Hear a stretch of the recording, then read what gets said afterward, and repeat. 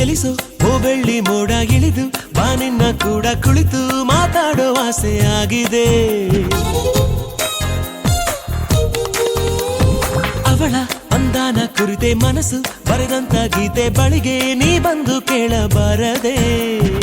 ಇನ್ನು ಎಂದು ನೇರಳ ಹಾಗೆ ನಾನು ಇವಳ ಜೊತೆಯಲೇ ಇರಲ ಅನುಗಾಲ. ನಡೆ ನೋಡಿ ಸರಳ ಮೆಚ್ಚಿಕೊಂಡೆ ಬಹಳ ನನಗೆ ಅಂತ ಹುಟ್ಟಿ ಬಂದ ತಾರೆ ಇವಳ. ಪ್ರೀತಿ ನಾಯಿತು ಪ್ರೀತಿ ನಾಯಿದು.